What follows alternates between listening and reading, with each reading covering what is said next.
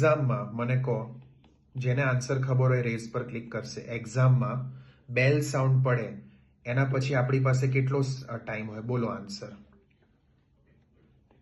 બોલો. ધૈર્ય answer. 4 second. Less than 5 second આપણી પાસે હોવા જોઈએ, આપણે લેવાના છે એઝ પર નાટી.